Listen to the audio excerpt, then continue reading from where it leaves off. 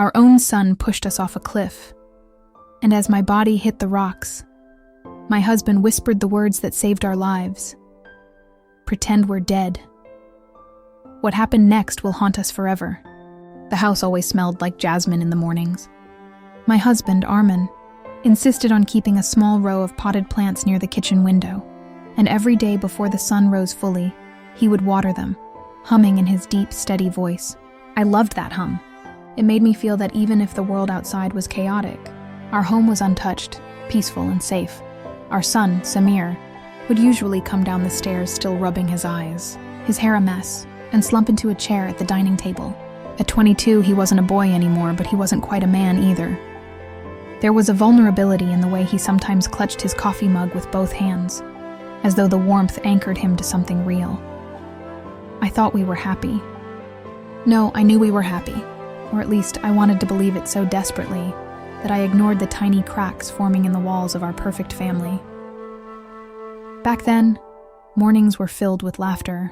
Samir would tease his father about his old-fashioned ways, and Armin would counter with a proverb or a witty line that made me chuckle. Sometimes I would just sit there, watching them, memorizing the moment without knowing that one day those very memories would become daggers in my chest. Life was simple, until it wasn't. Looking back, I realize now that Samir's eyes gave him away long before his actions did. There was a flicker in them, a shadow that didn't belong to the son I had raised. His gaze would sometimes linger too long on nothing at all, like he was lost in a world none of us could see. At first, I told myself it was just stress.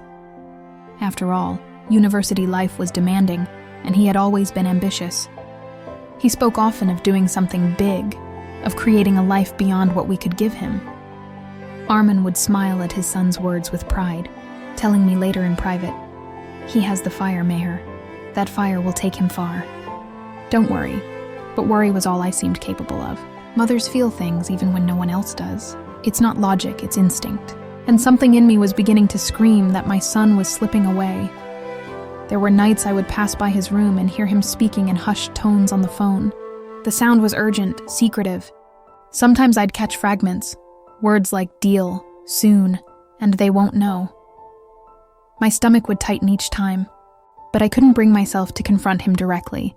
Armin told me I was imagining things, that young men had their own worlds, and we shouldn't pry too much. I wanted to believe him. But then came the morning when Samir's laughter disappeared. It was subtle at first. He stopped joining us for breakfast. He started leaving the house without telling us where he was going. His hugs, once warm and boyish, turned into stiff nods at the doorway. When I touched his shoulder, he would shrug me off with a muttered, "I'm busy, Ami." But what hurt the most was the way he stopped looking at me with love. A mother can survive anything, but not the coldness in her child's eyes. One evening, I gathered the courage to step into his room. He was hunched over his desk, scribbling something into a notebook with such intensity that he didn't notice me at first. When I softly called his name, he slammed the notebook shut and shoved it into a drawer. "Samir, what are you hiding?" I asked gently, my voice trembling. He didn't look at me. "Nothing, Ami. Please, just leave me alone." I felt my heart sink, but I walked out without another word. That night, lying beside Armin, I whispered my fears. He kissed my forehead and said, "He's just finding his way. Don't suffocate him with questions." But deep down, I felt a storm was brewing. Weeks turned into months. Samir's distance grew wider, his secrets heavier. Sometimes, late at night, I would hear the faint creak of the front door opening, and I knew he was sneaking out. Armin refused to follow him, saying, "If we show him we don't trust him, we'll lose him forever." But hadn't we already lost him? Then came the day I found something that shattered the last of my illusions. I was cleaning his room while he was out. Mothers do that. We straighten pillows, fold clothes, pick up socks from under the bed. I wasn't snooping, I told myself. But when I lifted his pillow, a folded piece of paper slipped to the floor. My hands shook as I opened it. The words inside made my vision blur. It was a crude sketch of two people standing on a cliff's edge, and another figure behind them, pushing. The two falling figures were labeled Mother and Father. I couldn't breathe. The crude sketch trembled in my hands as though the paper itself carried a curse. The lines were dark, almost carved into the page with anger. I touched the edge of the sketch, my fingers brushing against the jagged pencil strokes. Mother and father. Those were the labels, written in Samir's unmistakable handwriting. I staggered back, my knees nearly buckling beneath me. This wasn't just some random drawing. This was my son visualizing our deaths. I wanted to tell myself it was nothing. A mistake. A foolish doodle born from stress. But I couldn't lie to myself. Not when the paper still smelled faintly of graphite, as though he had drawn it only hours earlier. The walls of the room seemed to close in on me. My chest tightened, and my throat ached with a scream I couldn't release. My son, my Samir, the boy I had carried in my womb, whose first cries had filled me with life, was thinking of killing us. I didn't remember how I left his room. One moment I was clutching the paper, and the next, I was sitting on the cold tiles of our kitchen floor, staring blankly at the refrigerator door. When Armin came home that evening, he found me still there, the sketch lying crumpled beside me. Armin unfolded the paper slowly, his jaw tightening as his eyes scanned the drawing. For a long time, he said nothing. Finally, he exhaled and whispered, "It doesn't mean what you think." Tears spilled down my cheeks. "Armin, it's us." He drew us falling, and he drew himself pushing. Armand's eyes softened, but there was steel beneath his calm. He's angry. Maybe with us, maybe with life. Young men go through phases. They express their frustration in strange ways. But Meher, listen to me. Samir would never harm us. His certainty shook me. Or maybe it angered me, because I couldn't understand how he could look at that drawing and dismiss it so easily. "You're blind," I whispered. "You're so determined to see him as innocent that you won't see the truth staring us in the face." Armin pulled me into his arms, pressing my head against his chest. "No, I see the truth. And the truth is, we're his parents. Whatever darkness he's going through, it's our duty to guide him out of it, not condemn him." I wanted to believe him. Oh God, I wanted to believe him. But when I closed my eyes that night, all I saw was the sketch. And I couldn't silence the question burning in my mind. What if Armin is wrong? The days that followed blurred into one another. I became hyper-aware of everything Samir did, every glance he gave us, every step he took. Every word he spoke, he noticed my stares. One night at dinner, he slammed his fork down, making me jump. "Why are you looking at me like that?" he demanded, his eyes narrowing. "I'm not..." I began, but my voice faltered. "Yes, you are," he snapped. "You've been watching me like I'm some kind of criminal," Arman intervened gently. "Samir, your mother worries. That's her nature. Don't take it personally." Samir's lips curled into something between a sneer and a smile. Maybe she's right to worry. The air grew heavy with silence. My hands trembled so badly I dropped my spoon. Later that night, I crept to his room again, driven by fear I couldn't control. I pressed my ear to his door. Silence. But then, faintly, I heard it. His voice, whispering, urgent. "They don't suspect. Yes, soon. Very soon." I stumbled back from the door, covering my mouth to stifle the sobs rising in my throat. I tried to tell myself there had to be an explanation. Maybe he was involved in something reckless. Gambling, bad friends, even crime. Awful, yes, but not as awful as what I feared. But then I remembered something. Years ago, when Samir was just a child, he once pushed a bird's nest off our balcony. I had scolded him, horrified. But he had only shrugged and said, "It's just birds, Ami. They can fly." They hadn't flown. They had fallen, broken, still. At the time, I thought it was childish cruelty, something he would grow out of. But now, years later, that memory returned like poison, filling my veins with dread.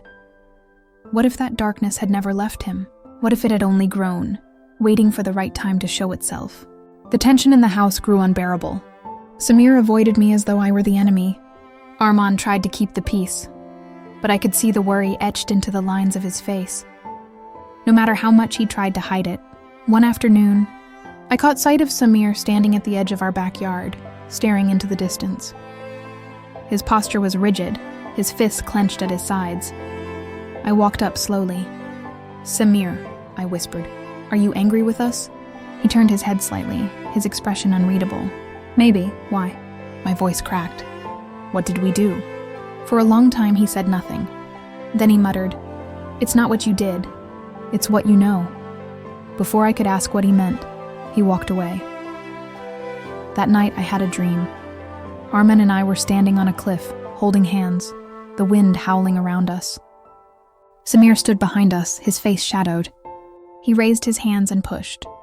I felt myself falling, the scream tearing from my throat, the rocks rushing up to meet me.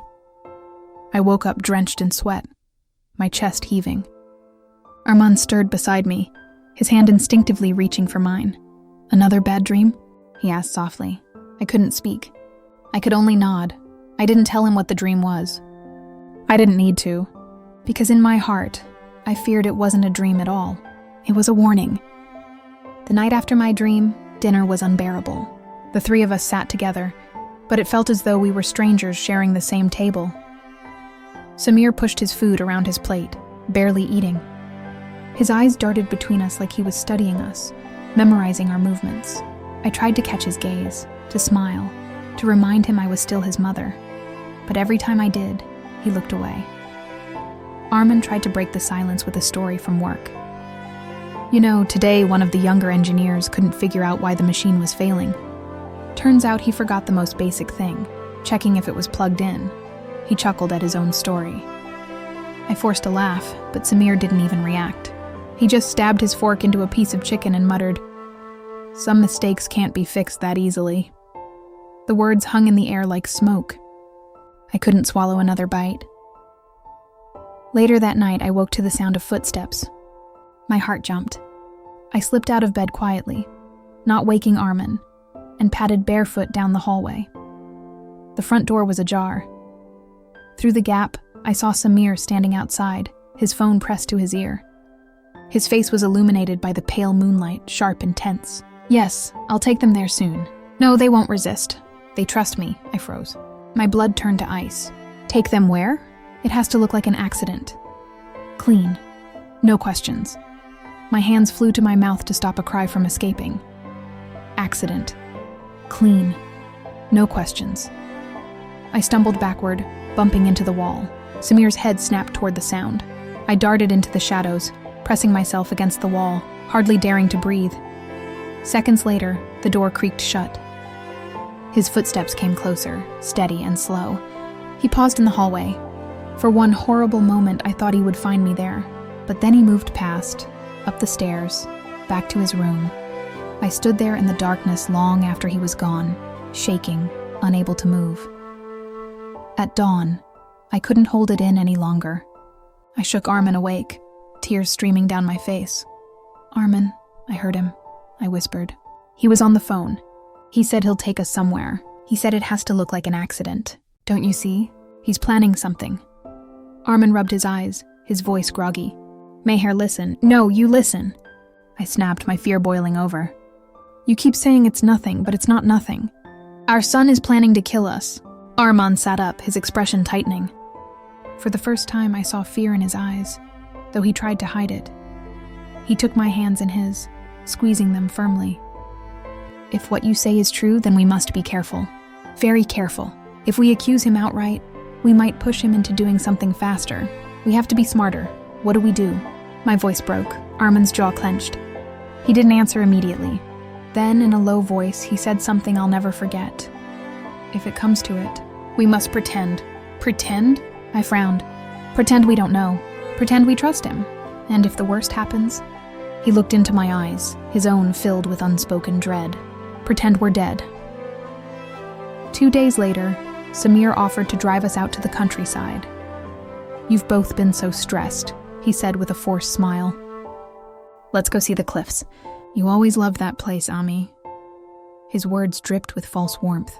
My stomach twisted into knots. I wanted to refuse, to scream. "No, I know what you're planning." But Armin's warning echoed in my mind. "Pretend." So I nodded, forcing a smile. "Yes, that sounds wonderful." In the car, the silence was suffocating. Samir drove with calm precision, his hand steady on the wheel. I stared out the window, the trees blurring past, my heart pounding with every mile that brought us closer to the cliffs. Armin placed his hand over mine on the seat between us. A silent promise. Whatever happened, we would face it together. The cliffs rose before us, tall and jagged, the ocean crashing against the rocks below. The wind whipped my hair into my face as we stepped out of the car. "This is beautiful, isn't it?" Samir said, his voice almost too cheerful. I forced a nod. My legs felt weak.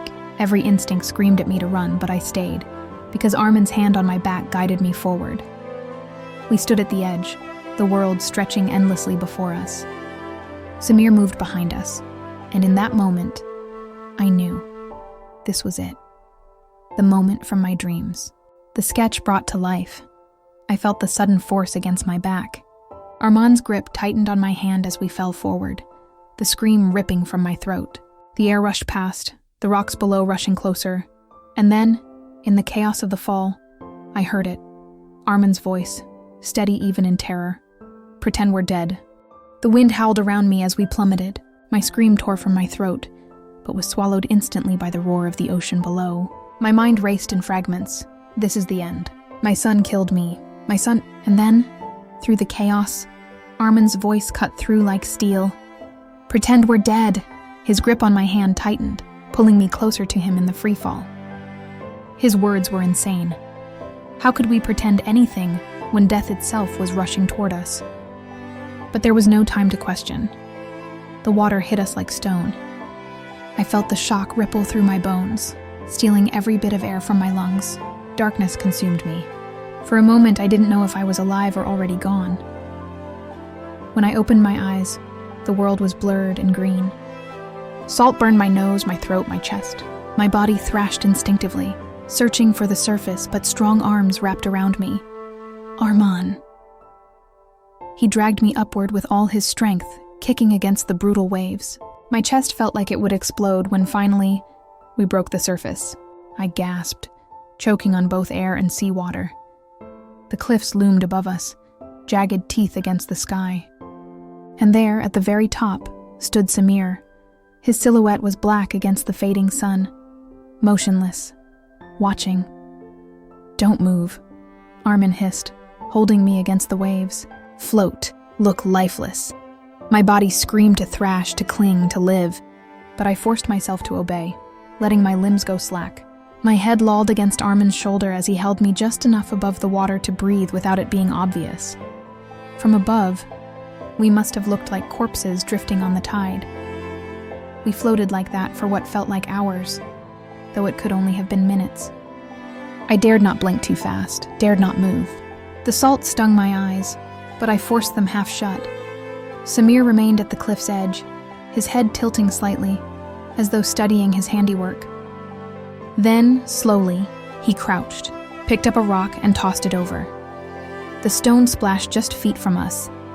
I nearly flinched, but Armin's grip on my waist tightened, a silent command.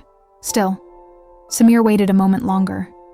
Then he turned and walked away, his figure shrinking into the distance until it disappeared. Only then did Armin whisper, hoarse with exhaustion, "He thinks we're dead. Now we must make him believe it forever." The tide carried us toward a cluster of rocks where the waves crashed endlessly. Arman, half dragging me, half fighting the current, guided us toward a dark opening. A cave. Inside, the air was damp, heavy with salt and the sound of dripping water. Arman collapsed onto the rocky floor, coughing violently. I crawled beside him, shivering, my clothes clinging to my skin. "We're alive," I whispered, half in disbelief. "Alive, but only if we stay ghosts," Armin replied. His voice trembled, not from fear, but from the sheer weight of what he knew. I understood instantly. If Samir discovered we survived, he would not rest until he finished what he started. As we sat there in the cave, shivering and broken, memories flooded me. Samir's first steps, his laughter echoing in our home, the way he used to cling to me when storms frightened him. How did that boy grow into the man who just pushed us off a cliff? My chest ached with more than seawater. It ached with betrayal. Armin, ever the realist, broke the silence. He's not the boy we raised anymore. Something or someone turned him into this. I shook my head, tears mixing with salt water. But he's our son. He stopped being our son when he chose to kill us, Armin said flatly. The words stabbed me. But deep down, I knew they were true. Hours bled into night. The cave grew colder, darker. My stomach churned with hunger and fear. What now? I whispered, Armin's jaw clenched. We wait until morning, then we find a way to disappear. Samir must believe we're gone. If he sees even a shadow of us, he'll hunt us. Disappear where? He didn't answer. The silence said it all. Even he didn't know. At dawn, Armin insisted we sneak out of the cave. We need to know if he came back. We climbed carefully through the rocky shore. My body screamed with pain, bruises covering my skin, but fear gave me strength. When we finally looked up toward the cliff, my heart stopped. There he was, Samir, standing at the edge again. But this time, he wasn't alone. A tall man in a black coat stood beside him, speaking in low tones. I strained to hear, but the wind carried only fragments. Are you sure? No loose ends. I checked. They're gone. Then it's done. Armin pulled me back behind the rocks before we could be seen. My hands trembled. Who was that man? And why was he working with our son? Back in the cave, my mind raced. Samir wasn't just acting out of anger or madness. He was working with someone who wanted us dead. But why? Armin, my voice broke. What if Samir didn't plan this alone? What if he's being controlled? Armin shook his head grimly. Controlled or not, he pushed us. He made his choice, but he's still our son. Armin turned, his eyes sharp with a pain he didn't want to show. And because he's our son, we know how dangerous he can be. We taught him everything. He knows our strengths and our weaknesses. I couldn't argue, because it was true. That night, as I drifted in and out of uneasy sleep, I felt Armin's hand tighten around mine. If we're going to survive this, he whispered, we need to uncover the truth. Who that man is, why Samir did this. And then his voice broke. He swallowed hard. Then we decide whether we save him or stop him.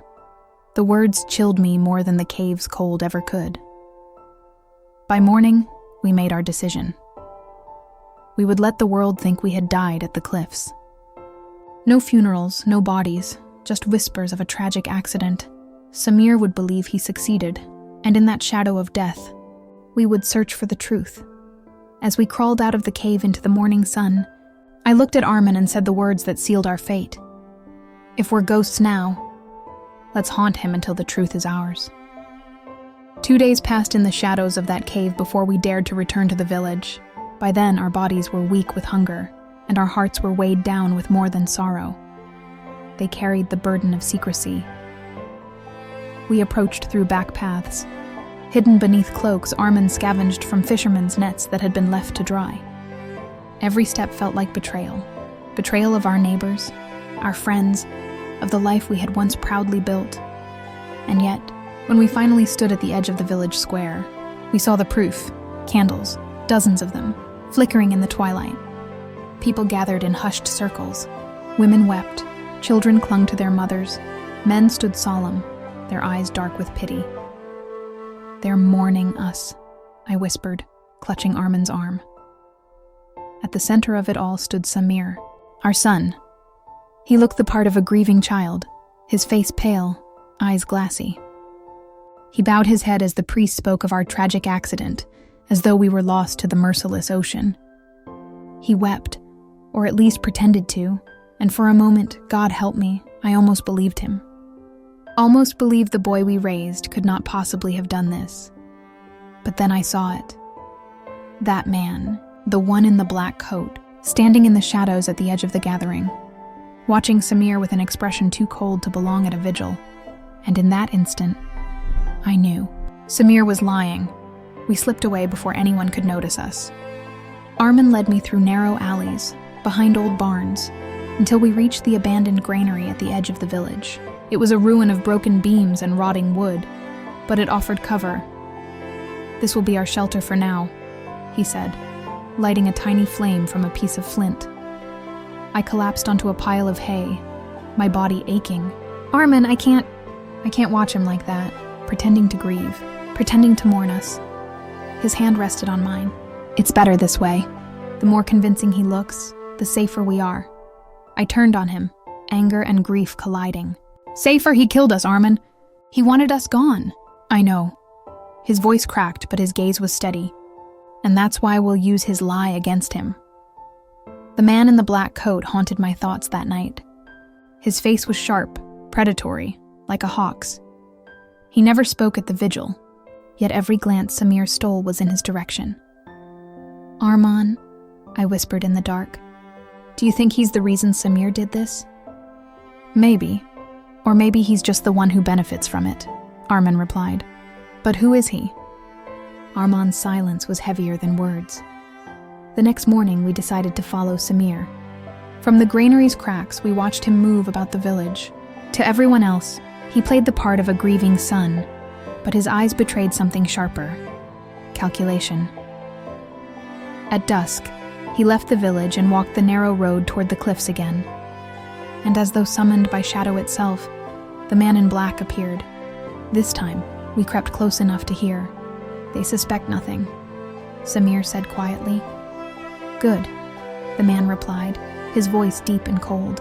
As long as they believe you're grieving, no one will question when the estate passes fully to you. Estate. The word struck me like a stone.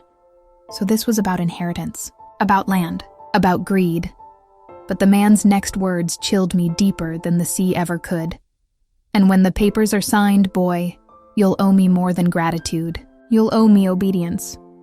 Back in the granary, Armin paced like a lion in a cage. It was money, property, all of it. For land? No, my voice shook. Not just land. That man, he has control over Samir. Did you hear him? Samir isn't free. He's bound to him somehow. Bound or not, he still chose to kill us. Armin spat, his fist slamming against the wooden wall. The granary shuddered, dust falling like ash. I flinched but couldn't argue, because deep inside I knew he was right. Samir's choice was his own, even if someone whispered in his ear. But another thought gnawed at me. What if Samir believes we betrayed him first? What if that man poisoned him against us? Armin stopped pacing, his jaw clenched. Then we find out how, and we tear the truth from that man's throat. Living as ghosts wasn't simple. Every creak of the granary threatened discovery. Every shadow looked like betrayal.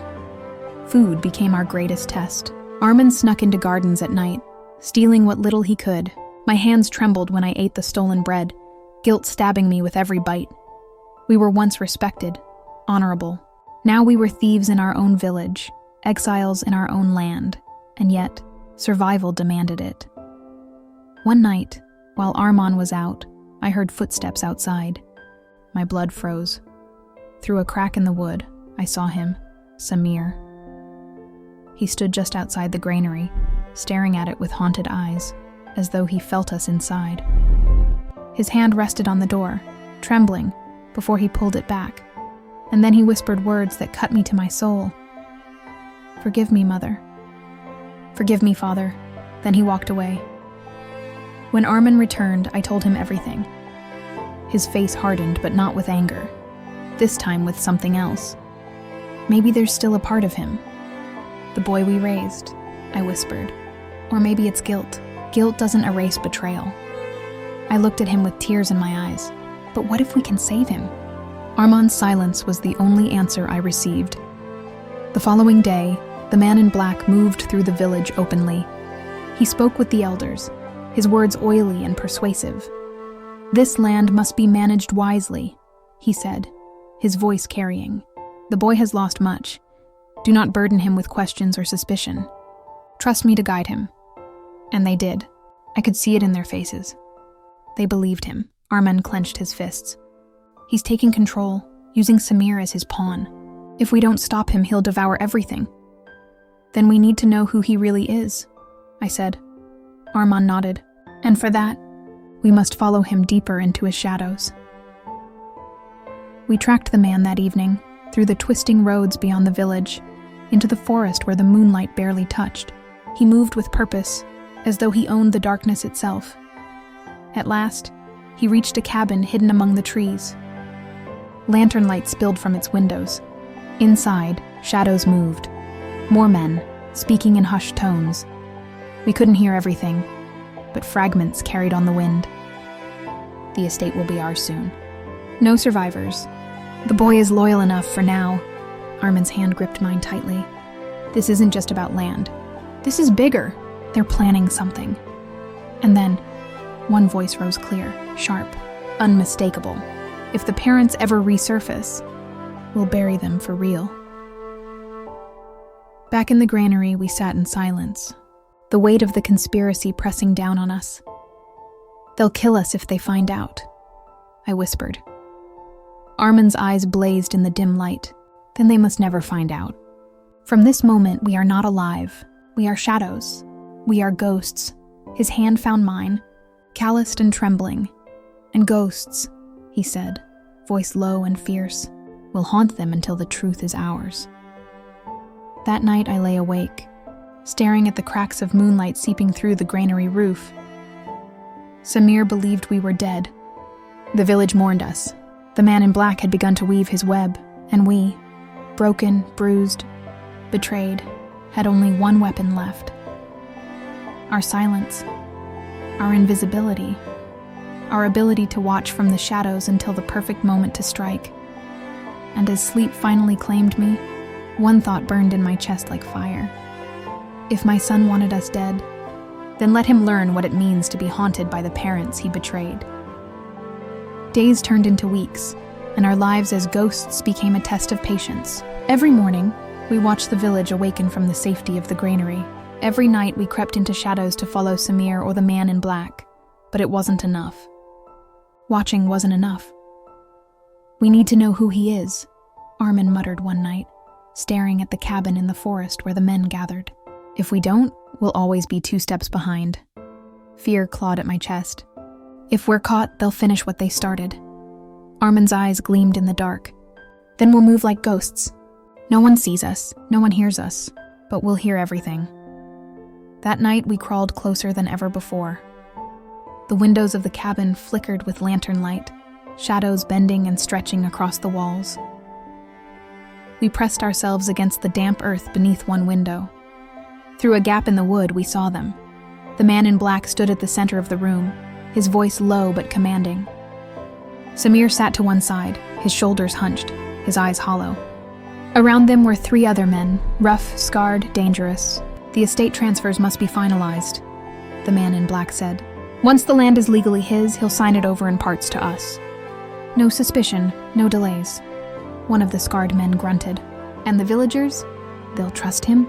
They already do, the man in black sneered. The boy is the grieving heir. Who questions grief? Samir said nothing.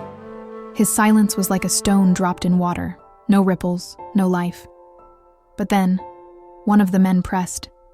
And if anyone whispers about the parents? If someone thinks they saw something? The man in black's smile was cruel. Then we'll remind them that ghosts don't return. As the meeting ended, Samir lingered.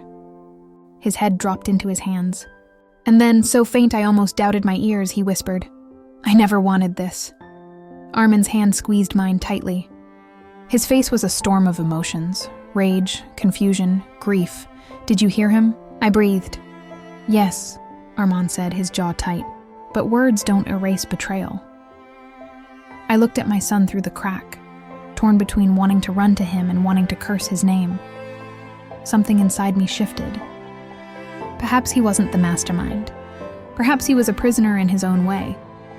But then, why had he pushed us? Why had he obeyed? The next morning, Armin rummaged through the granary's hidden corners and unearthed something shocking. Old records, forgotten ledgers, scraps of parchment sealed with the crest of a raven. This place belonged to him, Armin muttered, tracing the seal with his finger. The man in black. He's been in this village before. The records spoke of debts, families ruined, land swallowed, names crossed out like they had vanished. And at the center of it all was one name repeated again and again, Zakir. When night fell again, we followed closer, desperate for more. And this time, We heard the man in black's true name spoken aloud. "Zakir," one of the scarred men said. The boy hesitates. He's soft. Zakir's eyes narrowed. "Then we'll harden him.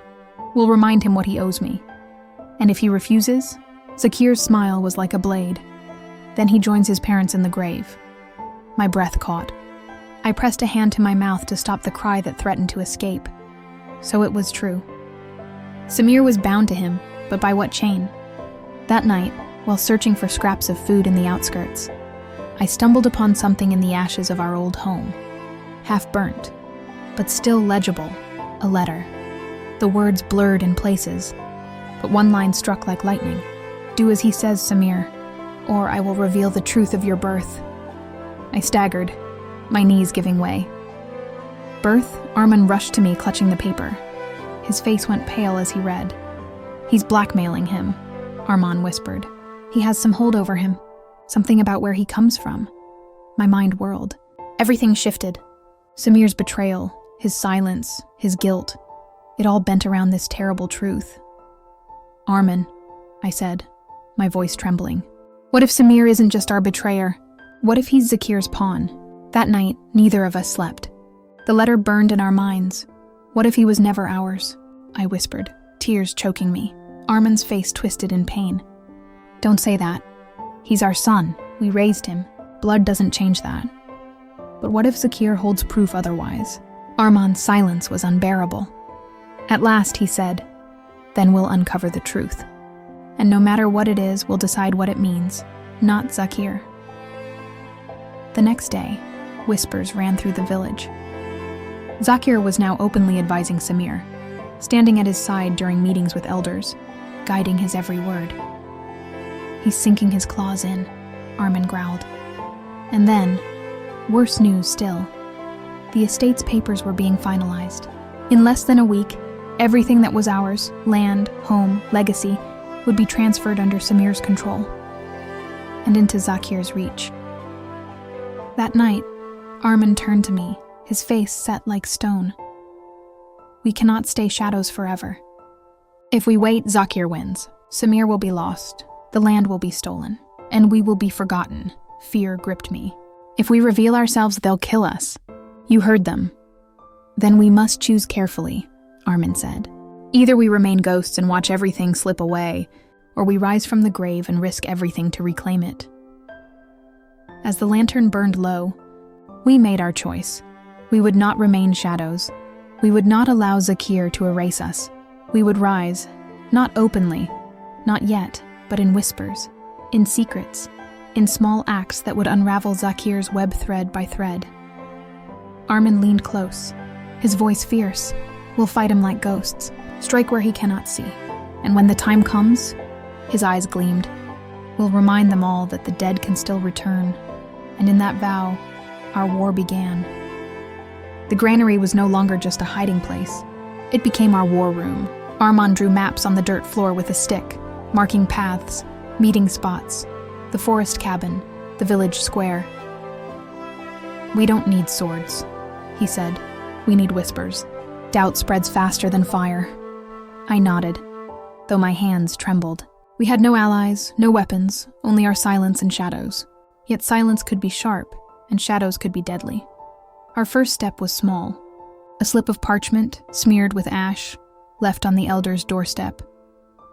"Do not trust the man in black. His name is Zakir. He has ruined villages before. He will ruin yours."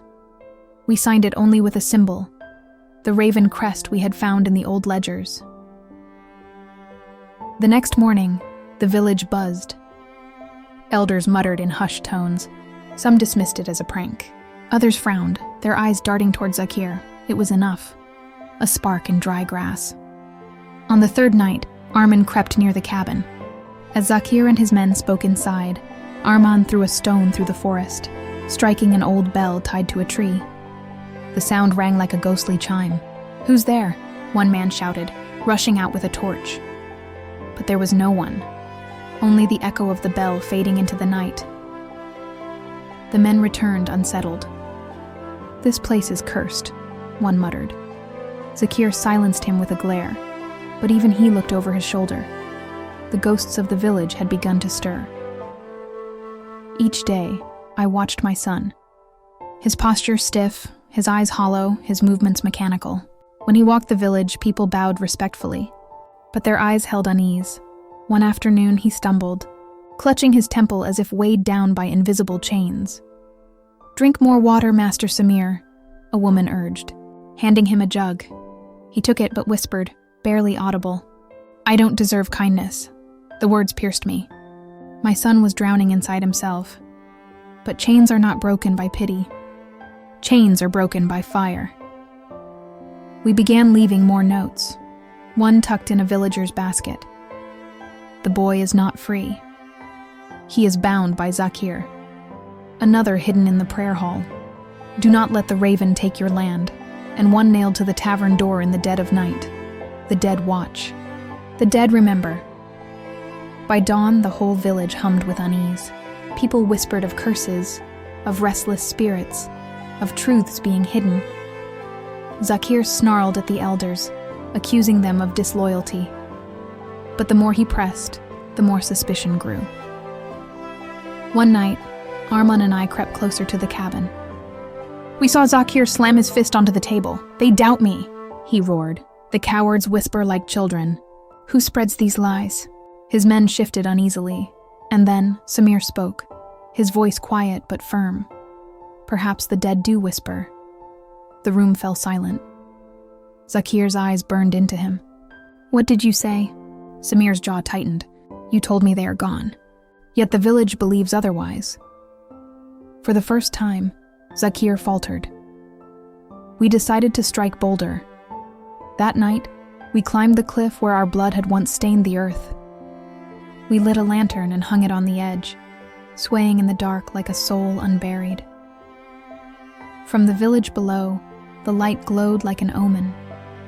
People gathered, pointing, whispering. By morning, rumors raged. They never died. The cliff is haunted. The truth hides in shadows. The village was no longer Zakir's to command. Fear had turned against him. But whispers were not enough. Our son was drowning, and we needed him to breathe. That night, I left a letter on his desk. My hand shook as I wrote, "Samir, you are not alone. The chains he binds you with can be broken. Trust the whispers. They come from those who love you still." I signed it not with words, but with the small carving I had given him as a child, the symbol of a sun etched into the corner. Would he recognize it? Would he believe? Or would he hand it to Zakir and doom us all? The next day, Zakir stormed into the square, fury blazing. "Enough of this ghost talk," he bellowed. "I will find the liars and burn them out." The villagers watched silently. Some lowered their eyes, but others stared back defiantly. Zakir's control was cracking. And when control cracks, desperation spills out. That night, he doubled the guards around the cabin. He forbade Samir from leaving without him. He barked orders like a cornered wolf, but fear no longer obeyed him. Back in the granary, Arman's voice was grim. He knows he's losing them.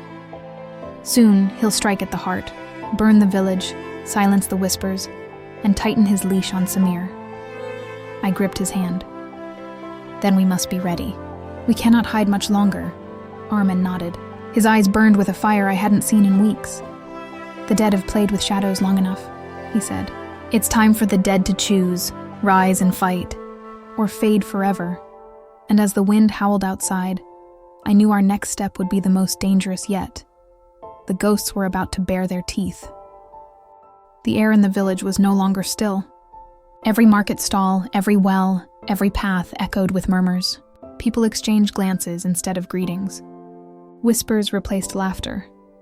They walk at night. The lantern was real. The cliff is cursed.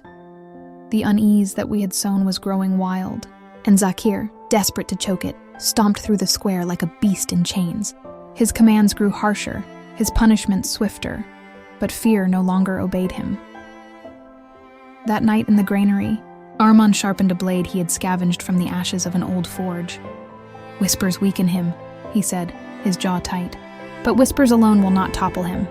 A snake like Zakir only dies when struck at the head. My heart pounded. I had clung to shadows, to secrets, to silence. But Armin was right. The village needed more than ghosts. They needed fire, and fire is born when silence breaks. Meanwhile, our sun began to show cracks. At first subtle, his bow to Zakir less stiff, his responses slower, his eyes lingering too long on the horizon. Then, one morning, a farmer brought him a loaf of bread. "You look tired, Master Samir," she whispered kindly. For the first time, he didn't push it away. He held it. His lips trembled. And then he muttered almost to himself, "I miss the taste of bread baked by her." The farmer froze. She said nothing. But by sunset, the whole village knew what he had said. The boy's chains were breaking. Zakir knew it too. That evening, a raven was found nailed to the tavern door, its feathers drenched in blood. A parchment pinned to its chest read, "Ghosts will die again, and this time forever." The villagers recoiled. Children wept.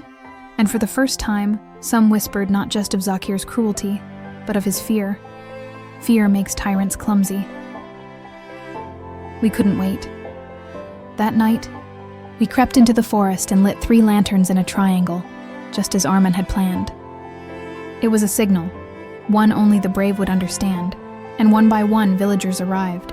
A farmer, a widow, 2 brothers from the quarry, even the tavern keeper's daughter, trembling but resolute.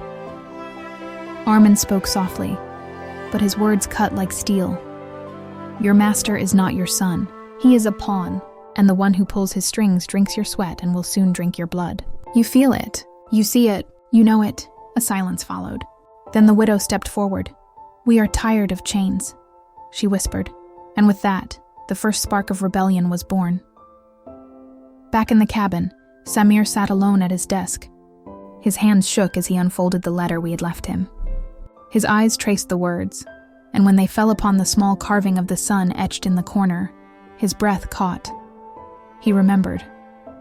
The sun charm he had once worn on a cord around his neck, the one his mother had carved when he was a boy. Tears welled in his eyes. His lips parted as though he might call out, but then the door slammed open. Zakir entered. "What do you hide?" Samir shoved the letter under his cloak. "Nothing." Zakir's eyes narrowed. He searched the boy's face, then turned away. But suspicion had taken root. The village's autumn festival had always been one of light. Bonfires, dances, songs. Zakir, in his hunger to cement control, declared it would go on as planned. But that night, as the fires roared, something shifted. When Zakir stood to give his speech, the crowd did not cheer. Their silence was heavy, suffocating. And then, from somewhere unseen, a voice rang out. "Where are the parents of the boy?" Zakir froze. His eyes darted. The villagers murmured. The voice came again, louder. "They are not dead," Zakir bellowed. "Lies!" But the seed was planted, and no amount of fire could burn it away. After the festival, guards caught a boy writing the raven crest on a wall. Zakir ordered him flogged in the square. But when the whip fell, a farmer stepped forward and blocked it. "You will not touch him," the farmer said. The crowd gasped.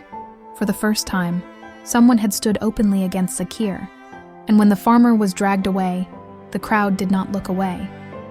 They stared. Their silence was no longer fear. It was fury. That night, Samir walked with Zakir through the village. But instead of bowing, people stared at him, hard, unflinching, accusing. He faltered. His hand trembled. "Why do they look at me like that?" he whispered. "Because they are fools," Zakir snarled. "Do not listen. Do not feel. You are mine." But the boy's eyes kept darting to the villagers, and in their gaze he saw something Zakir could not chain. The truth. Back in the granary, Armin laid the blade across his lap. Tomorrow, he will strike. He knows he is losing them. He will burn the fields, slaughter the rebels, silence the whispers. I felt ice grip my chest. "And Samir?" Armand's eyes softened. "The boy will be forced to choose. And when he does, the world will break." The wind howled outside, rattling the boards of the granary. Shadows danced across the dirt floor. We were no longer ghosts hiding in silence. We were the flame, and tomorrow, the flame would spread.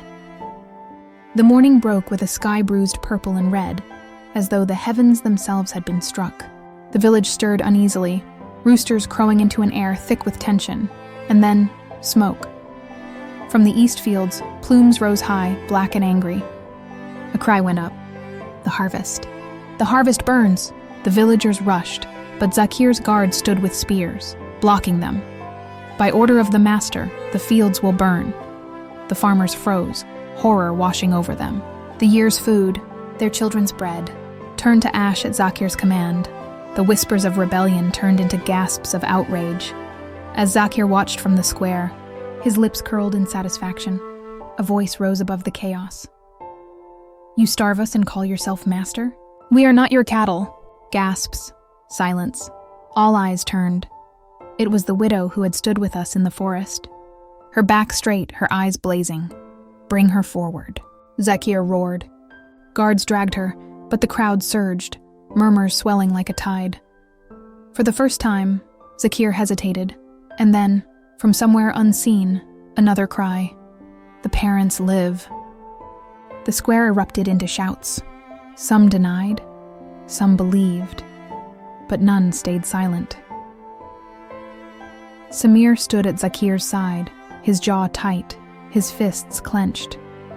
He had seen the smoke, smelled the ash, felt the villagers' eyes pierce him. His heart beat a painful rhythm against his ribs. When the widow was dragged before him, her eyes met his. Not Zakir's, his. "You know the truth," she whispered, low enough for only him. Something broke inside him. He turned away, but Zakir seized his shoulder. "Stand tall, boy. They must fear you." But the boy was trembling, not with fear, with shame. The first stone was thrown by a child. It struck a guard's helmet with a sharp clang. The guard spun, snarling. But before he could react, another stone flew. Then another. Soon the square echoed with a rain of stones, fists, voices. The villagers had risen. Zakir bellowed, "Cut them down!" But when the guards raised their blades, they found themselves surrounded by dozens of villagers armed with hoes, sickles, and hammers. The rebellion had begun.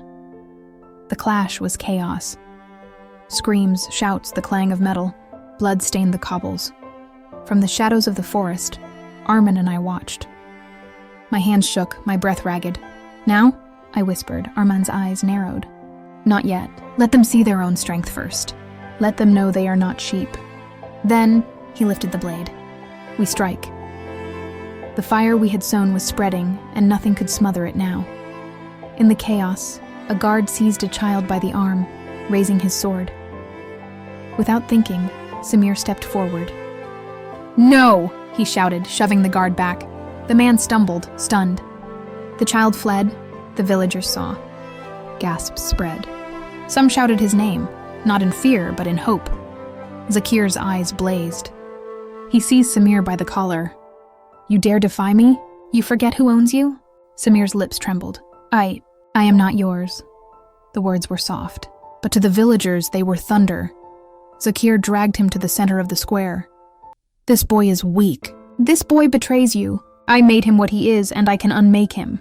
He drew his dagger, pressing it to Samir's throat. The crowd screamed. Mothers covered their children's eyes.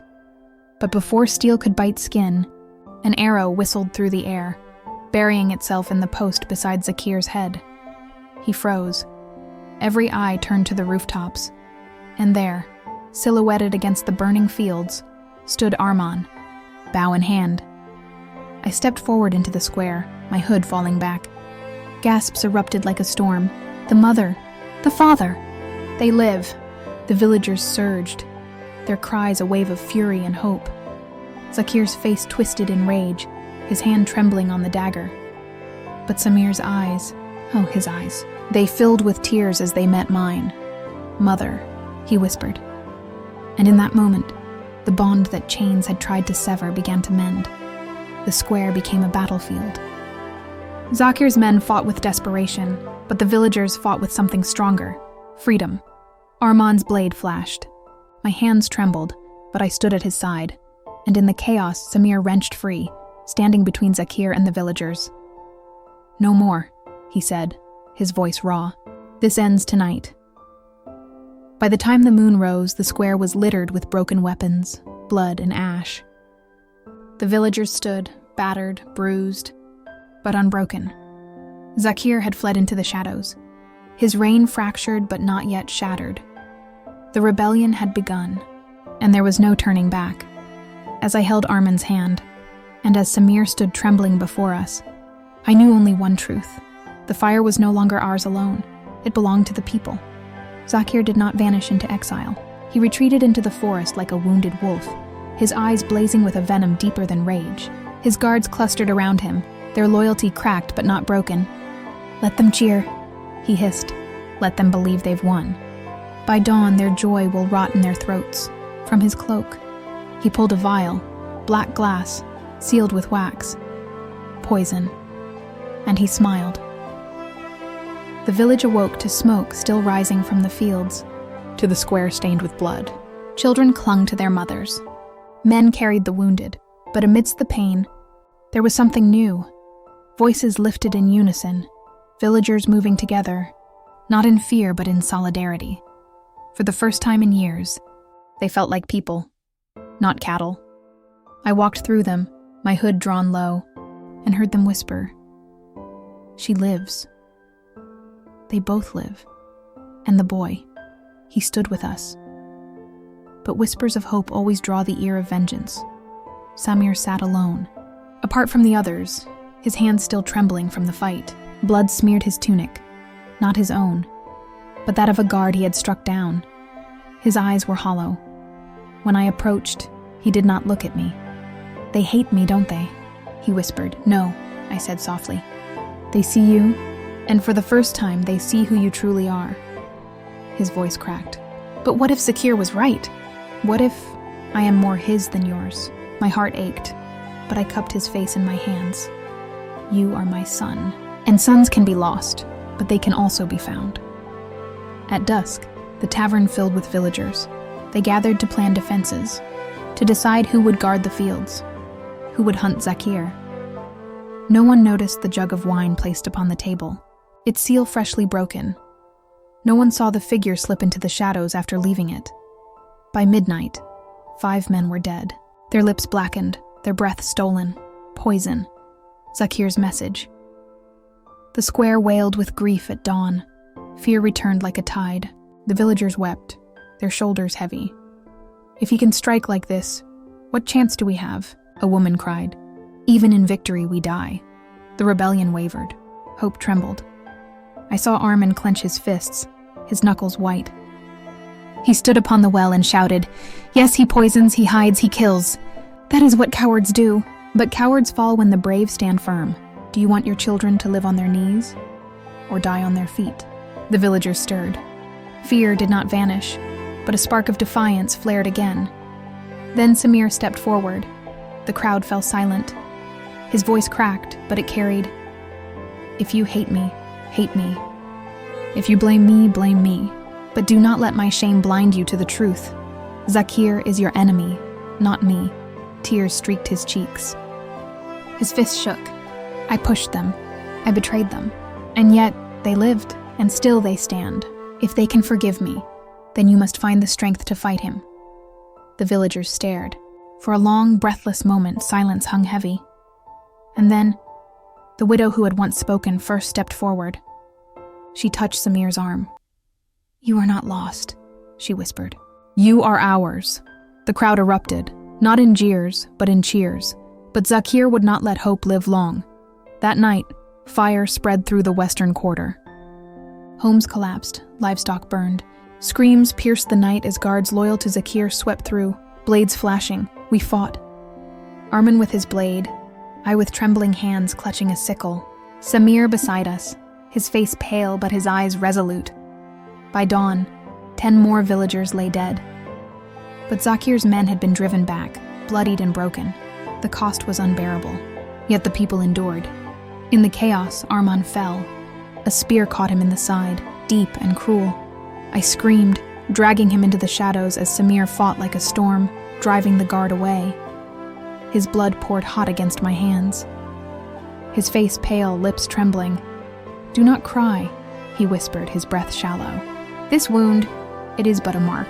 I am not gone yet, but I knew. I knew the wound was grave." Samir knelt beside me, his tears falling onto Armin's chest. "Father, don't leave us." Armin's hand weakly grasped his son's. "Then do not let my fight be in vain." The villagers buried the dead by the river, their cries echoing into the hills. Children clung to mothers. Fathers dug with trembling hands. Each grave deepened their hatred of Zakir. But grief is a double-edged blade.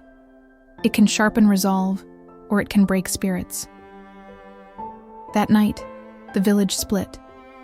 Some whispered of fleeing, of leaving behind their homes and seeking safety elsewhere. Others swore to fight, no matter the cost, and in the center of it all stood Samir, torn, broken, but with the weight of every eye upon him. By the dying embers of the fire, Armin struggled to his feet, bloodied but alive. His voice was ragged, but his words cut steel. "Zakir thinks poison and fire will silence us. He thinks shadows will devour us. But I say this, let the shadows tremble. Let the night itself fear us. We will not flee. We will not break. Tomorrow we march upon him." The villagers roared, their grief twisting into fury. And in that moment, amidst the blood, the ashes, and the tears, I saw the truth. The rebellion was no longer a whisper. It was a storm, and Zakir had made it so. The tavern smelled of smoke, grief, and sweat. Men and women gathered, their faces etched with loss. The table at the center was scarred by blades, stained by spilled wine and blood. Armin leaned heavily against it, his wound bound but seeping. His eyes blazed despite his weakness. We can no longer wait for Zakir to strike. Every hour we remain here, more of us die. He will not stop until we are broken. If we are to live, we must go to him. A murmur of fear rippled through the crowd. His stronghold loomed in their minds like a mountain, impenetrable, merciless.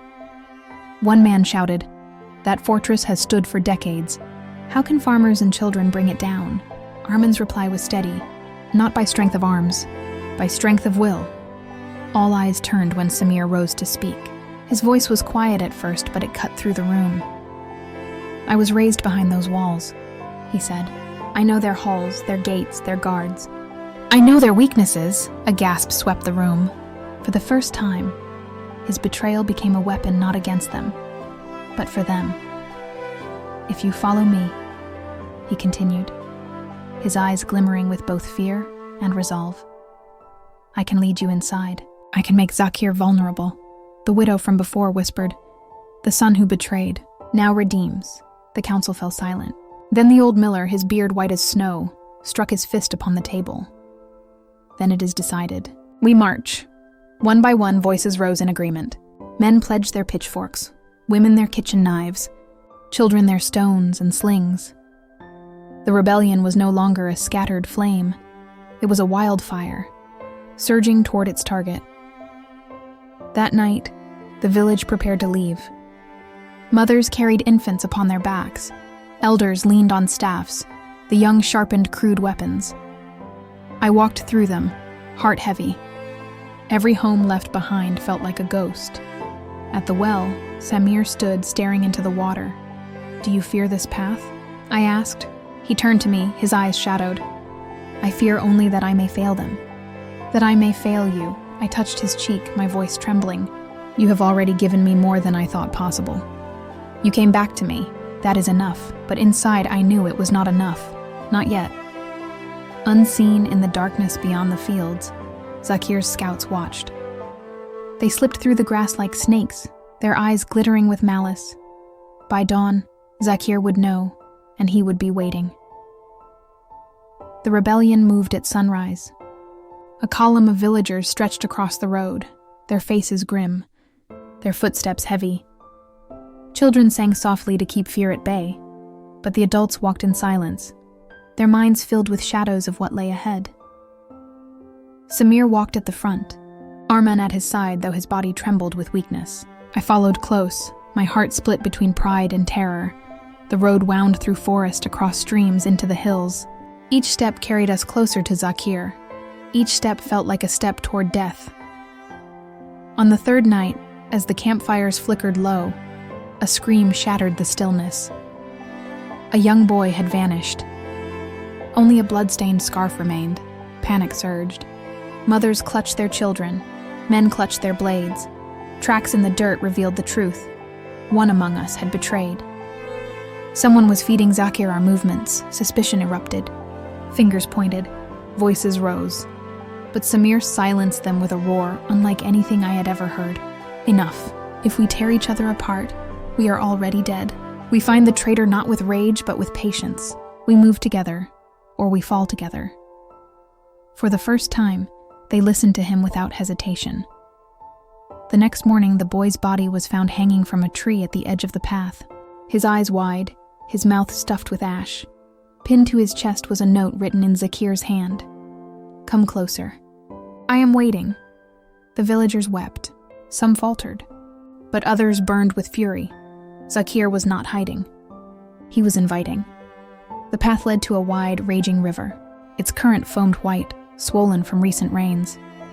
The bridge that once spanned it was gone, burned to blackened stumps. "Zakir's work. We swim," one man said. "No," another shouted. "We'll drown," Samir stepped forward. "There's a ford downstream, I know it. It's shallow, but guarded. If we strike fast, we can take it." So it was decided. That night, they crept through the forest, torches doused, hearts hammering. At dawn, they reached the ford. Zakir's guards lounged lazily at their posts, unaware of the army creeping toward them. With a cry, Arman led the charge, his blade flashing. Samir was beside him, striking with precision born of memory. The battle was fierce but brief. The guards fell, the ford was taken, the villagers crossed, water rising to their waists, dragging children, clinging to each other. The current claimed 2 lives, an old man swept under, a girl pulled from her mother's grasp. Their screams echoed even after the water silenced them. By the time they reached the other side, their numbers had thinned, but their resolve had hardened. That night, from the ridge, the fortress came into view. It loomed against the sky, black stone spires reaching like claws. Fires burned upon its walls. The banners of Zakir whipped in the wind. The villagers fell silent, their breath stolen. I felt my knees weaken. How could we hope to topple such a beast? But then Samir's voice broke the silence. "This is where I was born. This is where I betrayed. And this is where I end him." The villagers lifted their torches high, and their cheers rolled across the hills like thunder. The storm was at Zakir's door. The fortress towered above us, each stone blackened by centuries of conquest. Flames licked the battlements, shadows shifting with every step we drew closer. Zakir had not built this place. It was older than any of us. But he had claimed it, twisted it into his lair. Villagers huddled together, their faces pale in the torchlight. Even the bravest clenched their weapons with trembling hands. "This is no fortress," Arman muttered. "This is a graveyard waiting to be filled." But Samir stepped forward, eyes hard. "Then let it be his." That night, while the villagers camped within sight of the walls, a hawk's cry split the air. It was not the cry of a bird. It was a signal. From the shadows, a flare lit up the sky. Blood red, unnatural. Panic surged. Who among us had given Zakir our position? The old widow wailed. "The traitor walks with us still!" I scanned the faces around the fire. Fear, suspicion, rage. Yet in the crowd, one face avoided my gaze. A young man, one of the farmers, shifted uneasily, sweat dripping despite the cold. Samir noticed too. His hand drifted to his blade. Before dawn, the fortress vomited forth soldiers. Black-armored men surged across the plain, their torches blazing. The villagers scrambled, forming a desperate shield wall of wood and iron. Screams tore the air. The clash of steel rang out. Arman fought like a wounded lion, blood soaking through his bandages. Samir struck with precision, his blade cutting arcs of silver through the night. By the time the sun rose, the field was littered with corpses. The villagers had held. But their numbers had halved. In the aftermath, Samir dragged the sweating farmer before the council. He lit the signal, Samir declared, his voice echoing like thunder. He called Zakir upon us. The man broke. His voice cracked as he confessed. My family. Zakir holds them. He said he'd kill them if I did not obey. Forgive me. The villagers clamored for his death.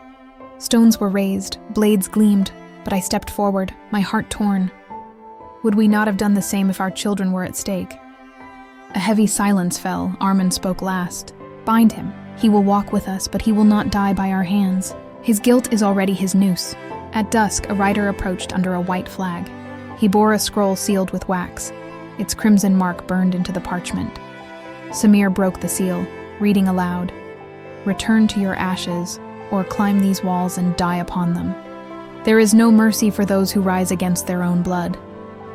Beneath the words was Zakir's personal signature, a single drop of ink shaped like a blade, cutting through the paper. Samir crushed the scroll in his fist. Then we climb. That night, Samir led us to the eastern wall where the forest met the fortress.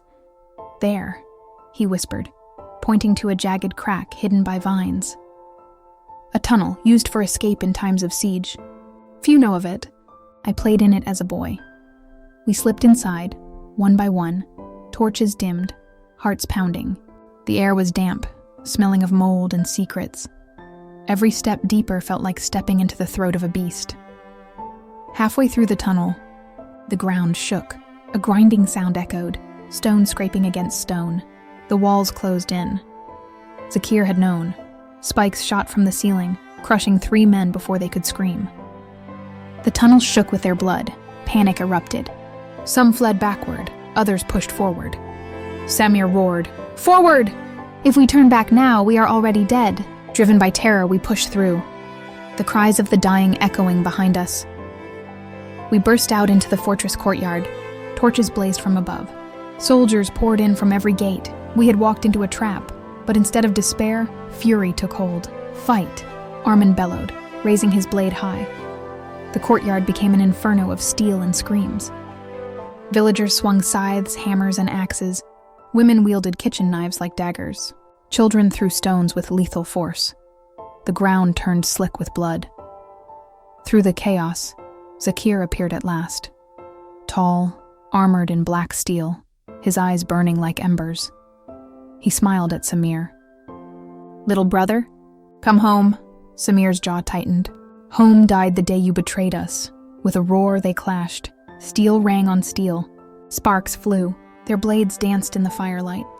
Each strike fueled by years of betrayal. Every eye turned to them. Brother against brother. Blood against blood. But while all eyes watched the duel, Zakir's soldiers struck. Arman, fighting at the front, cried out as a spear pierced his side. He staggered, blood pouring. I rushed to him, catching him as he fell.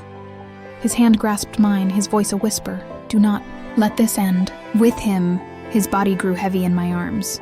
His eyes dimmed. The villagers wailed. The rebellion's heart faltered. But Samir, seeing his father fall, unleashed a cry so fierce it silenced the battlefield. His blade struck with new fury, forcing Zakir back step by step. The storm was far from over. The courtyard lay littered with bodies. Torches flickered on walls streaked with blood. Smoke hung low, choking every breath. But it was the silence that broke us. The silence of Armin's still body in my lap, his blood soaking through my dress, his hand no longer gripping mine. Samir stood over us, his sword dripping, his chest heaving like a caged animal. For a moment, he looked not like my son but like a force of nature, raw and uncontrollable. "Bury him," I whispered, though my voice was cracked and broken. "Bury him, but do not let his fight die with him." But the villagers' faces told another story. They were pale, hollow-eyed, shivering with terror. "He is gone," one whispered. "If even Armin cannot stand against Zakir, what hope do we have?" "We should flee," another muttered. "Better cowards alive than corpses brave." The words spread like infection, weakening hearts, breaking resolve. I wanted to scream at them, to shake them into strength, but my throat was tight, my grief too raw. It was Samir who saved us from shattering completely. He stood tall, blood still wet on his face, and shouted so loudly that even the fortress walls seemed to tremble. My father died for this fight. His blood is not our ending, it is our beginning. His voice cracked but did not falter. You think Zakir has won? Look around you. We are still here. We are still breathing. And every breath is a blade in his chest. The villagers froze, their despair clashing with his fire. For a heartbeat, I thought they would crumble anyway. Then a woman stepped forward, her face bruised, her apron stained red. I lost my son tonight, she said. If I lay down now, he will have died for nothing. I will not give Zakir that gift. One by one, others began to murmur, to nod, to grip their weapons tighter. Samir had turned their grief into steel, but then, from the battlements above, Zakir's voice rang out. He laughed, not cruelly, not angrily, but with a calm, knowing cruelty that cut deeper than any blade. Touching, he said, his tone like velvet wrapping around knives. Your father's death makes you bold, little brother. But do you want to know what he hid from you? Samir's head snapped up, his jaw tight. Do not speak his name with your poison. But Zakir did. Oh, I will, Zakir said, spreading his arms. Arman was no hero. He was no martyr. He was my ally before he was your father. The words struck like a thunderclap. Gasps rippled through the villagers. My heart stilled. Samir roared, "Lies!" But Zakir only smiled. Ask your mother. Ask her what he did, long before you were born. Every eye turned to me. The weight of Zakir's words pressed on my chest like a stone. Memories I had buried clawed to the surface. The nights Arman disappeared, the hushed meetings, the pact he had once made with men we swore we would never speak of again. It wasn't betrayal. Not truly, but it wasn't innocence either. Arman had once stood beside Zakir's father years ago, before either of us knew what that would mean. He had done it to keep me safe, to keep Samir safe before he was even born. But the truth was complicated, and complications in war are deadly. Samir's eyes locked on mine. Ami, tell me it isn't true. My lips trembled. The truth burned in my throat, and in that hesitation, in that silence, Zakir's poison took root. The villagers began to murmur again, but this time not in despair. In doubt, if Arman once stood with Zakir, can we trust his son now? What if this is all a trap? Their voices rose, fear and suspicion swirling like smoke around us. Samir's fury was volcanic. He died for you. Do you think a man dies a traitor's death? But suspicion is a beast that once awakened does not sleep easily. I knew then that silence would destroy us faster than any blade. So I stood, Arman's blood still wet on my hands, and shouted over them all. Yes, he once stood beside them. He once gave Zakir's family his loyalty, but he broke from them when he saw what they truly were. He gave his life to undo the sins of his youth, and you will not spit on his grave by doubting his son. The courtyard fell into stunned quiet. Tears streamed down my face, but my voice rang clear. Do not let Zakir's lies make you his slaves before his chains even touch your necks. Samir's hand gripped mine, fierce and grateful. For the first time that night, I saw the boy I raised shining through the warrior he had become. That night, under the shattered moonlight, the villagers formed a circle. One by one, they cut their palms, pressing blood to stone. This blood, they swore, is no longer just our own. It belongs to each other. If one falls, all rise. If one is betrayed, all strike. Samir placed his cut hand upon the stone last, his voice shaking with grief and fury. This is for my father, for every mother, every child, every soul Zakir has broken. This ends with us. The villagers echoed his cry. The sound shook the night. But Zakir was not silent. As dawn broke, the fortress gates opened, and a new horror emerged. Not soldiers. Not mercenaries, but prisoners. Dozens of villagers we thought long dead. Our neighbors, our kin. Dragged out in chains, forced onto the walls as shields. Strike if you dare, Zakir called down, smiling. Strike, and kill your own. The rebellion froze. Samir's face twisted, his blade trembling. For the first time, even his fire flickered. I held his arm before he could move. Do not let him break you, I whispered. But his voice cracked. Ami, and if we do nothing, we lose. If we strike, we slaughter our own.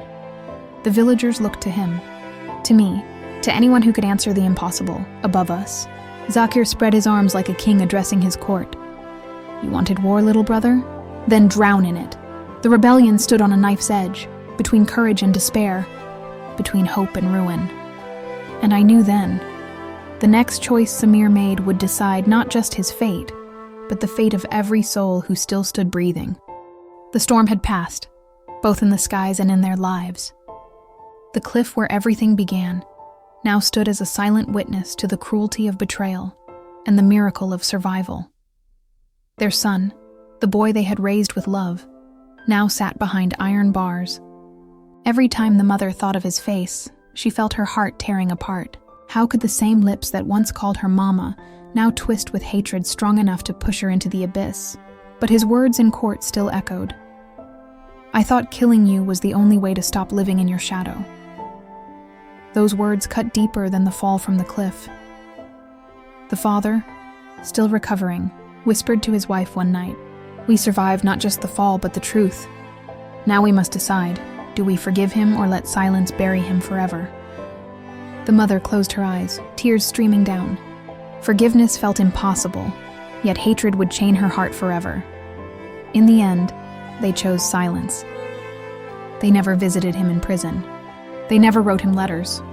They never spoke his name aloud, and that silence became heavier than any punishment the court could give. Years later, standing once again near the edge of that cliff, the mother whispered to the wind, "We pretended to be dead once, and for him, we remain dead forever." The waves crashed below, carrying away her words, sealing the truth in eternal silence.